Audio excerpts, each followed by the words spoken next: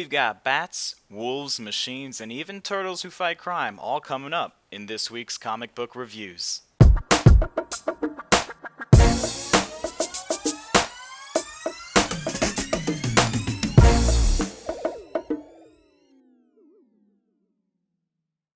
Thank you all for joining me today, and without further ado, let's get started.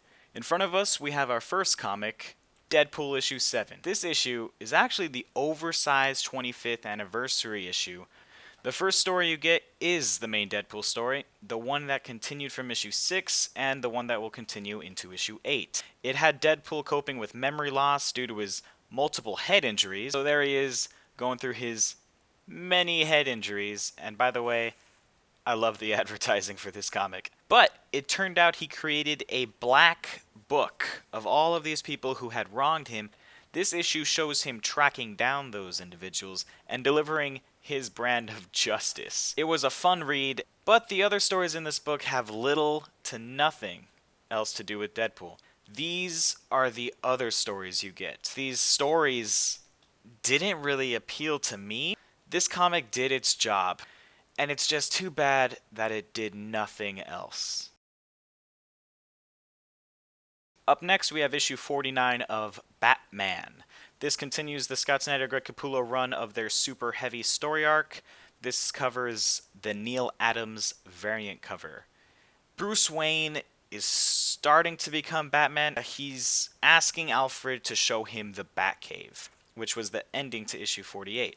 And Alfred just refusing to let Bruce Wayne go down into the cave. Bruce Wayne does end up going into the Batcave, but the twist is, in order for him to become Batman again, he has to wipe his memory and implant them with Batman's memories. This entire issue is very convoluted. Anyway, the process gets pretty weird. In order for him to become Batman again, he has to first kill Bruce Wayne. Alfred was the one put in charge of technically killing Bruce Wayne, which he refuses to do. So, all in all, this ending of this book gets me really excited to where issue 50 is going to go. Was it bad? No, it was actually very good. I just wish I had Greg Capullo's art. Greg Capullo's art would make anything better. Next up on the list, we've got Batman and Robin Eternal issue 19. Issue 19, for me, really didn't go anywhere. In this issue, we really don't get any more information. The school does start going crazy from where the last issue ended off, and all the students are now becoming crazed murderers. The artwork is what drives this book. This particular issue of Batman and Robin Eternal is driven by the artwork alone. This entire issue was just a complicated train wreck. I really hope issue 20 is better than this one, but I'm not really crossing my fingers. On a more of a positive note, we have Low issue 11. The artwork was spot on, the story was amazing. It's starting a new arc this issue. It shows the two sisters, so they're trying to find their mom. But with that, in this comic, they find a third sister. I like her. I like how they introduced her. I loved her backstory, everything. It was all explained beautifully in this one issue. And I can't wait to see where issue 12 takes us.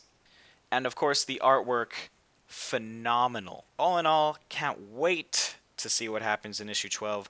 Love where this new story arc is going.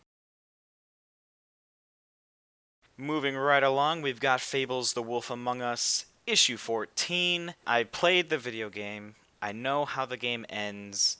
The whole reason I'm reading this comic is to get the side story of the video game, not to actually read the video game. This issue was one of the very few issues that had very little side story. And this issue was mainly all about Georgie. We don't get any backstory on Georgie. I feel like it was a missed opportunity to not give an origin story to Georgie in this issue.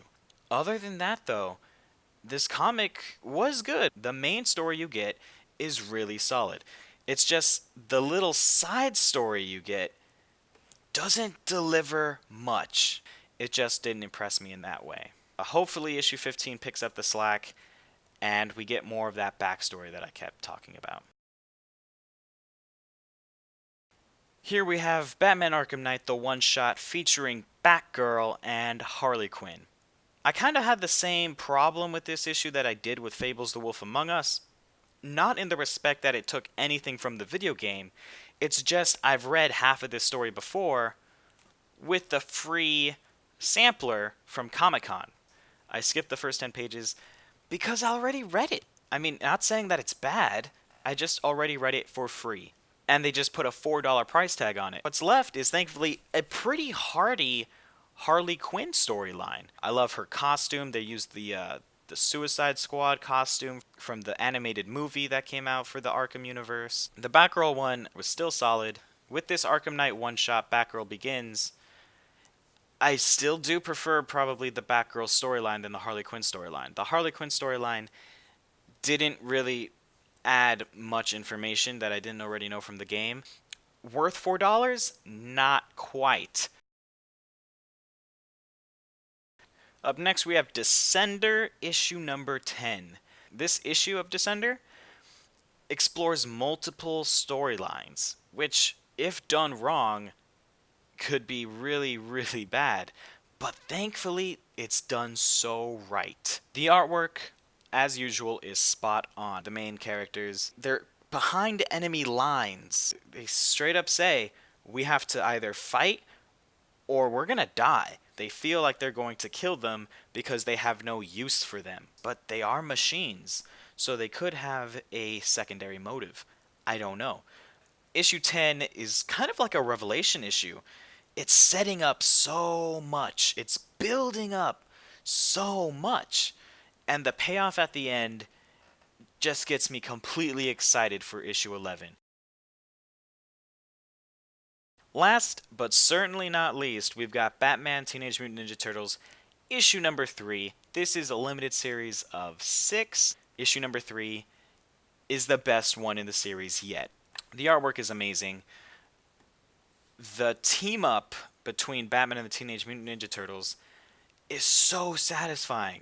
In this double page spread, we see Batman learning everything about the Teenage Mutant Ninja Turtles, which is great because as a Batman fan, I don't really know much about Teenage Mutant Ninja Turtles. I haven't read much Teenage Mutant Ninja Turtles as a kid. The entire issue is action-packed. It's got great artwork, great story, and a great cliffhanger ending which leaves you wanting more. So again, thank you guys for watching this video. I hope you guys enjoy the new layout we have. Please like this video if you liked it. Please subscribe, it'll help us out a lot here in At Team Gamers. And if you have any suggestions or if you have any books that you'd like me to review, please leave those in the comments below. Thank you again, and see you guys next time.